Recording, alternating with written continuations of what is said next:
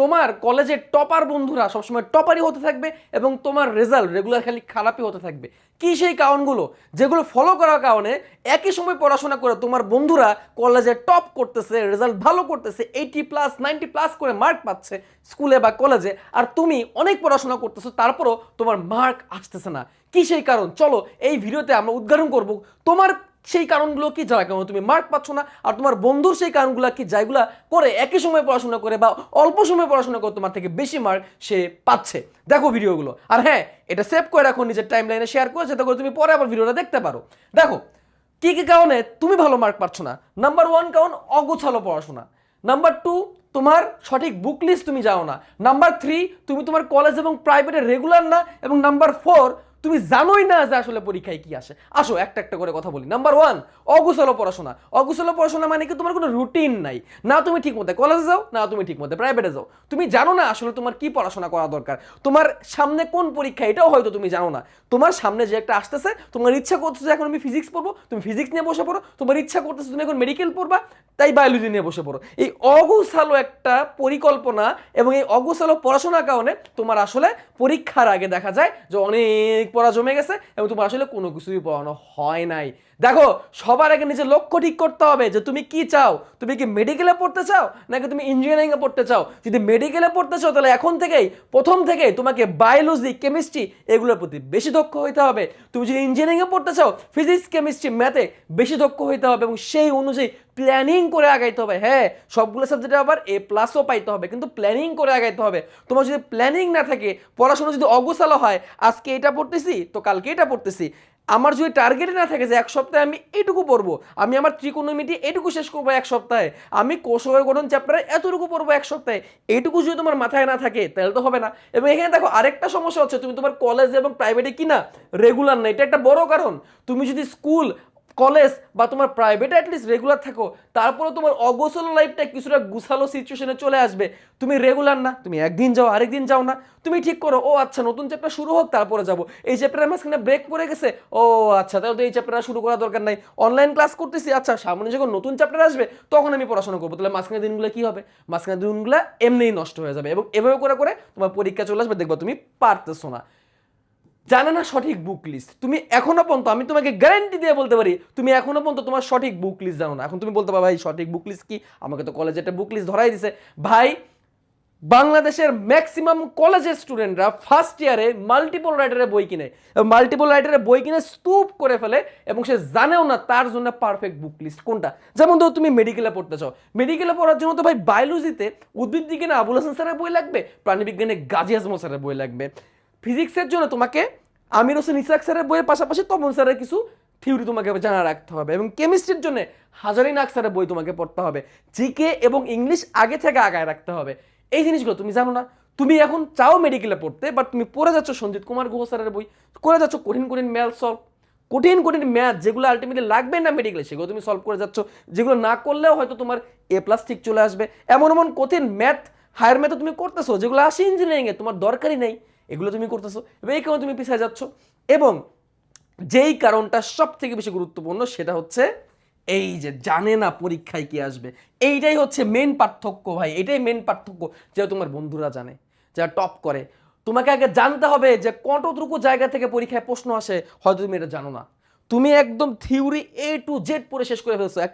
একটা খুবই তেতো সত্য কথা বলি ভাই, খুবই তেতো সত্য কথা বলি, আমার নিজের দেখা ফিজিক্সের পার্সপেক্টিভ থেকে বলি, অনেক স্টুডেন্ট আছে যারা এত ভালো থিওরি জানে না, অনেক স্টুডেন্ট আছে তাদের কাছে, যারা বাংলাদেশের এই যে টপ যে এডটেক প্ল্যাটফর্ম এসিএস এর ভাইয়েরা যাদের কাছে নাই, যারা হয়তো এসিএস এর ভাইয়ের কাছে অনলাইনে পড়ে না, কিন্তু তারপরেও তারা ফিজিক্সের 90+ মার্ক পেয়ে যায়, তারপরও তারা কেমিস্ট্রিতে বায়োলজিতে 90 মার্কস কিভাবে পেয়ে যায় বলো তো? কিভাবে তারা পায়? তারা জানে পরীক্ষায় কি আসবে এবং তারা একটা টেস্ট পেপার কিনে, একটা কোশ্চেন ব্যাংক কিনে, টেস্ট পেপার এবং কোশ্চেন ব্যাংক থেকে ডাইরেক্ট ম্যাথ সলভ করা শুরু করে এবং প্রশ্ন সলভ করা শুরু করে। তারা থিওরি জানুক আর না জানুক, তারা এটা ভালো করে জানে পরীক্ষায় কি আসবে। এবং এই জানার কারণেই থিওরি কম জানার পরেও, কনসেপ্ট কম ক্লিয়ার থাকার পরেও সে 80+ পেয়ে যায়, 90+ পেয়ে যায়। আমি তোমাকে থিওরি বা কনসেপ্ট না জানার জন্য উৎসাহিত করতেছি না, আমি তোমাকে ফ্যাক্ট বলতেছি ভাই, ফ্যাক্ট থেকে চোখ আড়ানো যাবে না, এটা ফ্যাক্ট। যে তারা জানে পরীক্ষায় কি আসবে, এবং তুমি অনেক বেশি থিওরি জানো। তুমি ফ্লুইড মোজাইক মডেল একদম টনটনা মুখস্থ করে ফেলছো, লেসিথিন কি ফসফোলিপিড কি একদম উড়াধুরা লেভেলে জানো। তুমি জানো রেপ্লিকেশন কেমনে হয়, ট্রান্সক্রিপশন কেমনে হয়, ট্রান্সলেশন কেমনে হয়। তুমি ফিজিক্সের এক একটা সূত্র প্রতিপাদন শুরু থেকে শেষ পর্যন্ত করে ফেলতে পারো, কিন্তু তুমি জানোই না পরীক্ষায় কি আসবে। তোমার পরীক্ষায় প্রশ্ন ধরতে ধরতেই ছুটির ঘন্টা পড়ে যাবে। তুমি যদি একটু কোশ্চেন ব্যাংক সলভ করতা, একটু টেস্ট পেপার সলভ করতা, তাহলে তুমি দেখে ফেলতা যে পরীক্ষায় কি আসে। এইখানেই হচ্ছে মেন কারণ। এই যে পয়েন্টটা, এই পয়েন্টটাই মেন কারণ, যার কারণে তোমার বন্ধুরা যারা টপ করে তারা খালি টপই করতে থাকবে, আর তুমি অনেক থিওরি জানার পরেও, অনেক বেশি পড়াশোনা করার পরেও তুমি পরীক্ষায় মার্ক নিয়ে আসতে পারবা না। এটাই হচ্ছে মেন কারণ। ওকে, এবার দেখো যারা ভালো স্টুডেন্ট, যারা এ প্লাস স্টুডেন্ট, তারা কি করে? এই পদ্ধতি ফলো করে তারা ইন্টারও ভালো করে এবং অ্যাডমিশনও তারা একদম পারফেক্ট একটা অ্যাচিভমেন্ট করে ফেলে। দেখো প্রথমত সুনির্দিষ্ট প্ল্যানিং, তার প্ল্যানিং করা আছে, সে জানে কি করতে হয়, সে জানে যে কি পড়তে হবে, তার আগে থেকে ঠিক করা, সে মেডিকেলে চান্স পাবে। মেডিকেলে চান্স পাওয়ার জন্য সে প্রস্তুতি আগে থেকে ঠিক করে ফেলছে।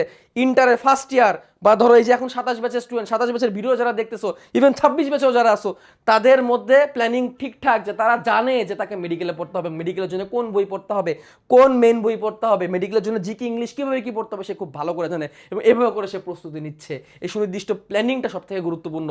যেমন ধরো এই যে দেখো আমার 27 ব্যাচের একাডেমিক সাইকেল, 27 ব্যাচের বায়োলজি কোর্স, দেখো এই যে এই কোর্সগুলা সেই শুরু হয়েছে 27 ব্যাচ যখন শুরু হয়েছিল, দেখো 3500 স্টুডেন্ট ভর্তি, এদেরকে ডিটেলসে বায়োলজি শেখানো হচ্ছে, ডিটেলসে। এবং তোমাদের আরেকটা মজার জিনিস দেখি, দেখো সাইকেল 7, এটা সাধারণ জ্ঞান এবং ইংলিশের প্রি মেডিকেল কোর্স।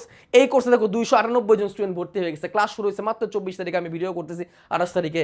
অলরেডি প্রায় 300 স্টুডেন্ট এখানে ভর্তি হয়ে গেছে এখন থেকে। এটা 27 ব্যাচের, এখন থেকেই তারা প্রস্তুতি নিচ্ছে সাধারণ জ্ঞান এবং ইংলিশের জন্য। এই কোর্সে আমি এবং তোমাদের আরো দুজন ভাইয়া মিলে সাধারণ জ্ঞান এবং ইংলিশ 18 36টা ক্লাসে এখন থেকে শেষ করে দিব মাত্র 3 ঘন্টা, সপ্তাহে মাত্র 3 ঘন্টা। এবং দেখো এই যে স্টুডেন্ট, তারা কারা? তোমাদের মতোই কিন্তু তারা আগে থেকে প্রস্তুতিটা গুছাই নিচ্ছে, যাতে শেষ সময় তার যাতে কষ্ট না হয়। একেই বলে পারফেক্ট প্ল্যানিং। তোমার কাছে কি সে প্ল্যানিং আছে? না থাকলে প্ল্যানিং ঠিক করে ফেলো ভাই।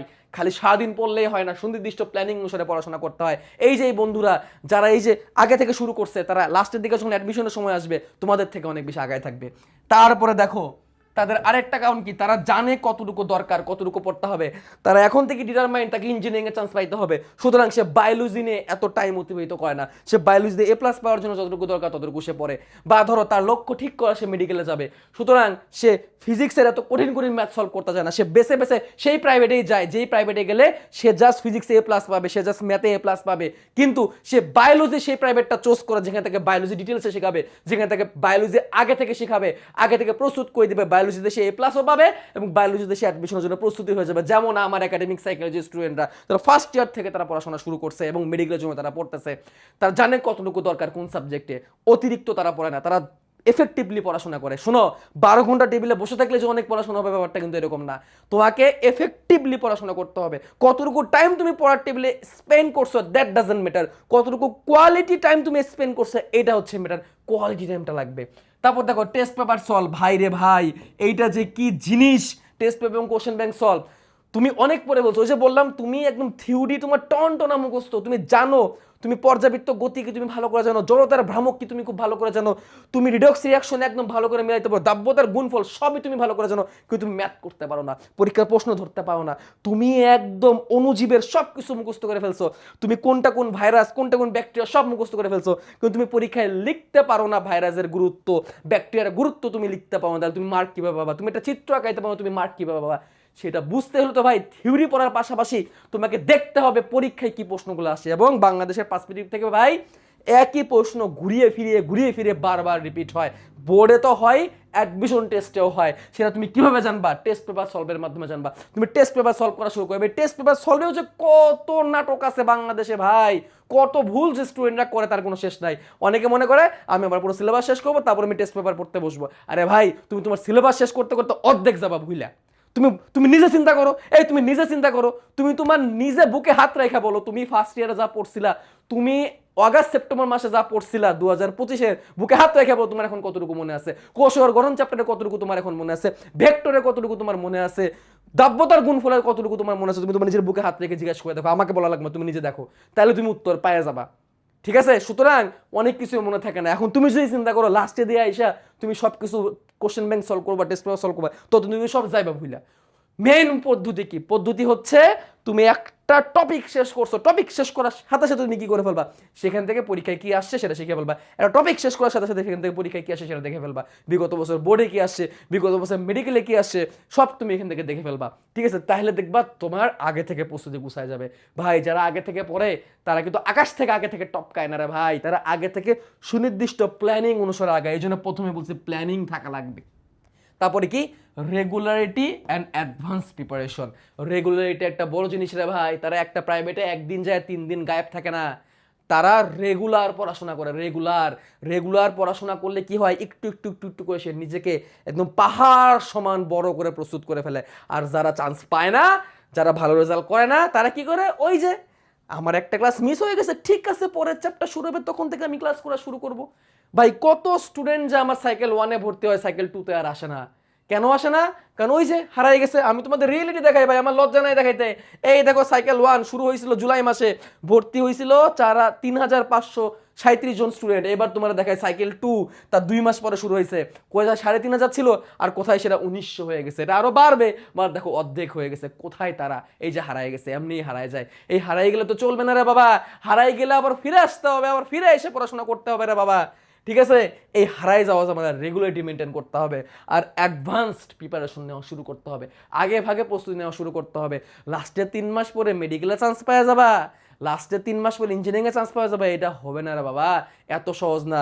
আমাদের এসিএস এর সাইকেলে, ফিজিক্সকে ম্যাথ সাইকেলে অনেক স্টুডেন্ট আছে যারা ফার্স্ট থেকে পড়াশোনা করে, ফার্স্ট থেকে মেগা এক্সাম দেয়, এবং এই লাস্ট 25 ব্যাচেই তো হয়েছে যে ছেলেটা বুয়েটে টপ করছে, সেই ছেলে প্রথম থেকেই ফিজিক্স করছে, এসিএস এর ম্যাথ সাইকেলে ভর্তি ছিল। এবং আমার এখানে বহুত স্টুডেন্ট আছে যারা প্রথম থেকেই পড়তেছে এবং পরে দেখবা মেডিকেল চান্স পেয়ে যাবে।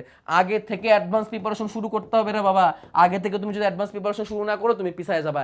একটা সময় দেখবা তুমি লাস্ট মোমেন্টে এসে বুঝতে পারতেছো, কিন্তু সেই সময় তোমার হাতে আর সময় নাই। সুতরাং নিজেকে যদি আবার ওই জিরোর খাতায় যদি রাখতে না চাও, নিজেকে যদি A+ স্টুডেন্টের ক্যাটাগরিতে নিতে চাও, তাহলে এখন থেকে সিরিয়াস হও, এই জিনিসগুলা বাদ দাও এবং এইভাবে নিজেকে গুছায় নাও। ইনশাল্লাহ দোয়া থাকলো তোমাদের জন্য। পরের টপিকে কি নিয়ে ভিডিও চাও তোমরা জানাই দিও, এবং অবশ্যই এই ভিডিওটা নিজের টাইমলাইনে শেয়ার করে রাখো, বা নিজে হও, নিজে করো, সেলফিশ হও, কোনো সমস্যা না, নিজের টাইমলাইনে সেভ করে রাখো যাতে করে পরে আবার দেখতে পারো। আল্লাহ হাফেজ।